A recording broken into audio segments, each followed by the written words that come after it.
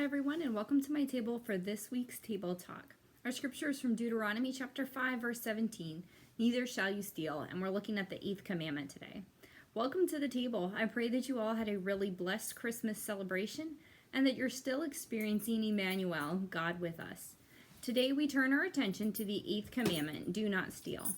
As I'm pondering this commandment, my children were recently watching the television show Hoarders. In this reality TV show, the audience learns a little bit of the backstory of someone who has become a hoarder. You learn about some loss or traumatic event that the person experienced in his or her life, and you find out why it is that they are currently at a crisis point.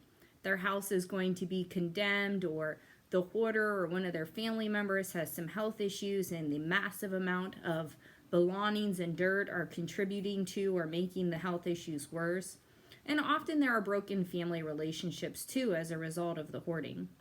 So professionals are brought in to help clean up the home and clean up the hoard, but also to help the individual who is hoarding work through some mental and emotional components that have led to them being hoarders. The 8th commandment tells us not to steal. And when we hear that, we think, well, I don't take stuff from other people. But we can also read this commandment as do not hoard, because when we hoard, we are making things unavailable to others. And making things unavailable to others is just another way of stealing. None of us, I'm sure, will soon forget the toilet paper shortage of 2020. Some of us may have even had toilet paper Christmas tree ornaments to mock the event. In the midst of the pandemic, people living in fear began to hoard supplies, remember?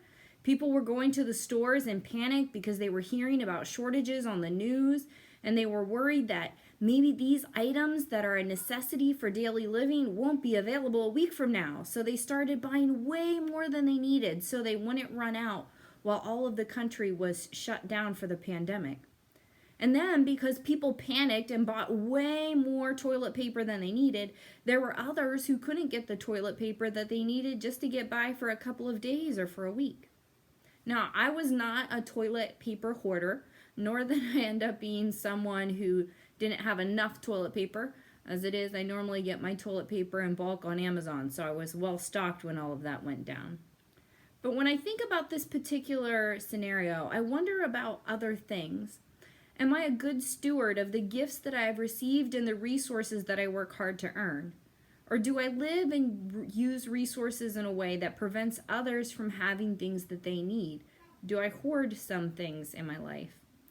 Generally speaking, I'm the kind of person that doesn't like clutter, but if I really stop and contemplate the way I use my resources, there are some areas where I could do a better job. Once again, I want to remind us that the spirit of the law is love, and the purpose of the law is to help us be in good relationship with God and with other people. We live in one of the wealthiest countries in the world, and often we take for granted things that others are literally dying for, like clean water and a sanitation system for waste. In my day-to-day living, I often forget that there are people that do not have these things that seem so basic and so easy for me to have access to. And if I'm not aware of how I'm using my share of the only 2% available fresh water on our planet, or how my consumption of goods affects other people, then not only am I not being a good steward, a good caretaker of the gifts entrusted to me, but I'm also stealing from another person who desperately is in need. In my prayers, when I pray for other people who are in need, I'm often reminded of the book of James, the 2nd chapter, which says something along the lines of, "What good does it do if you tell a hungry person, 'God's peace to you and may your stomach be full,' but you don't give him something to eat?"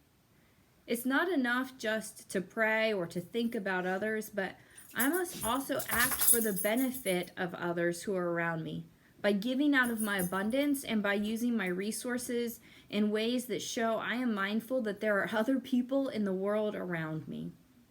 In the week ahead, I encourage us, as we think about this 8th commandment, not to steal, to look at how we use the resources that we have available to us, and to see if there are places where maybe we're doing a little bit of hoarding, and find ways in which we can more generously care for others out of the abundance that has been given to us.